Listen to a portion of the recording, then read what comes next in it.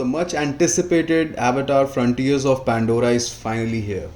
I've spent around 7 to 8 hours with the game, and here are some of my initial impressions. Starting off with the world of Pandora itself, the developers have done a good job, decent job with recreating Pandora, and the world is very true to how it's shown in the movie. The world map appears to be massive, but initially it's clouded and it starts getting unlocked as you move around. Now, a lot of the elements that you might have seen in the movie, especially the first one, do make an appearance in the game, and you immediately start recognizing them, whether it's the plants or the various animals that you might have seen in the movie. Now, I've been playing on the PlayStation 5, where the world looks really good, right? But I feel the PlayStation doesn't do justice to the full potential of the beauty of Pandora. What I mean by that is, I think people who experience this game on a really decked out and polar PCs are the ones who are actually going to get to experience the Pandora in its best form. Now, all the gameplay video that you're going to see in the video has been captured on PlayStation, and if you go and check out some of the other videos which features gameplay on PC and like really high-end PCs, you'll understand what I'm trying to say. The world also appears to be a little repetitive. Now you'll come across the same elements over and over again. I mean, that's how it is so far. Maybe there are areas that unlock later on which are completely different from what I see right now. But as of right now, it's very difficult to get a sense of where you are in the map just by looking around. Like if somebody randomly drops you at any point in the map, you will not know where you are because everything looks very similar so far. That being said, the world looks really vibrant, and you'll find yourself just walking around capturing its beauty, panning your camera more often than you might think. Now moving on to the story and characters. So the game starts off right in the middle of the Battle of Hallelujah Mountains from the first movie. After which we fast forward and the main story picks up 15 years after that, which is roughly 1 year before the second movie, Way of the Water. So it is 15 years after the first movie and 1 year before the second movie. So your character is a native Navi from the Sarentu tribe who was captured as a youngling and raised in human settlement after your tribe was brutally massacred by the RDA, which left your character along with few others as probably the last few survivors of the Sarentu tribe. You then escape the settlement with the help of the resistance, and that's when the main story starts. The main storyline currently revolves around you joining the resistance, fighting the RDA here and there, and learning how to be a true Navi, having mostly spent your time in human settlement. So far, progression has been a little slow and honestly not very exciting. The character looks good, very close to how they appear in the movie, but the poor and cringy dialogues and the basic and repetitive gesture animation leaves a lot to be desired, and honestly it ruins things a bit. Now I understand it's very early on in the game, and like most of the larger title, what it does initially is just that it takes you through the game mechanics, it teaches you about the world, your tribe, and things like gathering, crafting, hunting, etc., which is very similar to what happens in the bigger titles. Now, while there is no scope of any improvement in the character animation or the dialogue, but I hope the story picks up soon. Now moving on to the gameplay, so the entire game is in first person, which honestly to me is a bit of a bummer. Look, I understand the appeal of a first person game in terms of immersiveness, but I would have preferred it to be in third person. It's a personal preference of mine. I enjoy these open world games in third person. Not sure how much you agree, but I really wanted this game to be in third person because I really enjoy watching my character interact with the world, move around, and dude, this game actually gives you character customization in terms of things like facial features, clothes, even hairstyle, but it doesn't mean shit because you can't see your character. Now, this changes once you mount the Ikran. Once you're on the Ikran, the game switches to a third person, very similar to what happens in Cyberpunk.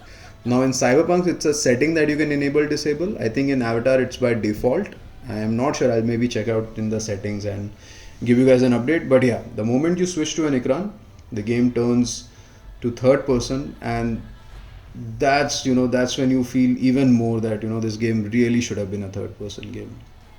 Traversal in the game is mostly on foot initially, and after around 5 6 hours into the game you unlock the ikran.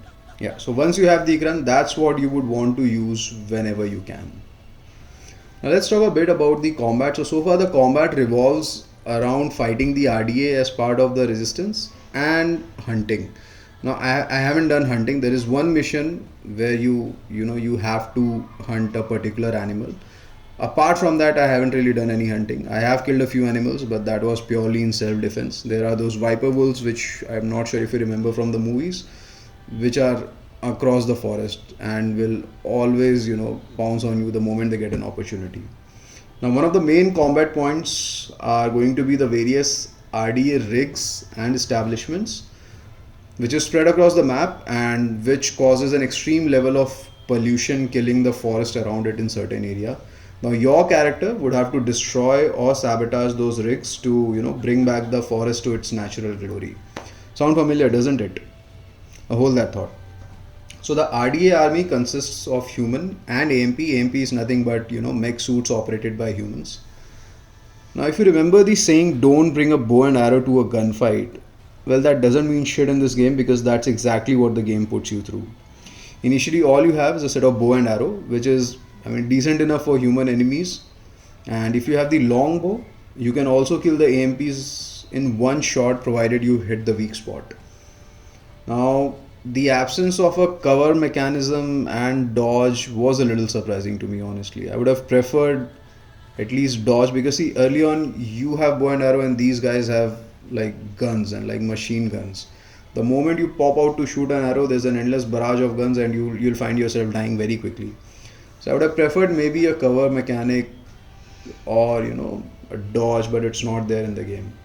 Now you can crouch and hide behind things, but the cover mechanism that I am trying to say is very similar to how you have in GTA and Gears of War, where you are crouching and you are behind cover and then you just pop out, shoot, and then you again get back into the cover. But ठीक है भाई, नहीं है इसमें अब. So you do unlock guns after a few quests, but the assault rifle initially is going to be very underpowered, and even with the assault rifle you will find yourself using the bow and arrow more. There's a shotgun which gets unlocked after a while, and it gets better. So your shotgun is going to be one of your most powerful weapon in the inventory, at least for now. But I'm sure your upgraded versions of your weapons will be available throughout the game as you progress. So one funny thing. So the game suggests that you can complete objectives in stealth, but that's absolute bullshit. Stealth doesn't work all that well in the game. The enemies spot you very early, and then it's just guns blazing everywhere. So, and also in combat, so every time you kill a bunch of enemies, there's an immediate reinforcement which arrives in like 5 seconds. It will give you a 5 second warning, and then there's going to be another wave of enemy and you do the whole thing again. Now you can shoot down the gunship before the reinforcement lands, but if you miss out on that, then then you have to go over the whole thing again and kill like a bunch of more enemies. Now so far I don't think there is any alarms you can turn off to sort of ensure that there is no reinforcement. In few combat scene you will see somebody running to call reinforcement. If you shoot that person down, maybe the reinforcement won't come, but there is no alarms which you can turn off. So hopefully later on, once you get better and upgraded weapons, I think the combat should get interesting. And yeah, so that's pretty much it, guys. To sum up, see, so far all this game is to me is just Far Cry in Pandora. So for those of you who are familiar with the Far Cry series, will start spotting the similarities immediately once you start the game. And it's not surprising once you know that the game is developed by Ubisoft, if you didn't know already, and you'll find Far Cry elements slapped across the game everywhere, which in my opinion, it feels like a creative shortcut, to be honest. I mean, I was expecting Ubisoft to do something different with the game, considering it's the first AAA game in the Avatar universe, but yeah, this is what you get. The world looks good, and I hope the story picks up and gets interesting. Now coming to the main question, right? Buy or skip? So this game currently costs 5,000 rupees in India, and honestly, see, unless you're like a die-hard fan of the Avatar universe, or 5,000 rupees is not a very significant amount to you, then yeah, why not? Go ahead, it's your money, buy it. But my honest suggestion would be to wait a while and just see if the game becomes available on PlayStation Plus, or you wait for the game to be on a good discount. And see, normally AAA titles take a while to come on PS Plus, or to you know be available on sale. But you watch my initial impression of the Avatar, and if you watch all the others, right, the bigger channels as well, guys, this game is not getting a lot of love. Honestly, I mean, people had very high expectation, myself included, and I mean, yeah, it's okay. It's just okay as of now. So I won't be surprised, to see good discounts on this game very soon. Maybe even on PS Plus, dude. You never know. So wait for that. Or there's one more thing you can do. If you have a friend like me, you wait for him or her to buy the disc and then you take it from them. So that's it, guys. These were some of my initial impressions. So look, I understand the game is just getting started. There's a lot to play through, but I hate the fact that I have so many negative things to say in just 7 to 8 hours of the game. I was really, really excited to play this. I've been looking forward to get my hands on Avatar and play the game. And I sort of hate it that it hasn't blown my mind as soon as I've started the game. But I hope that changes. I hope that changes by the time the game ends. And if it does, maybe we'll catch up again to talk about it.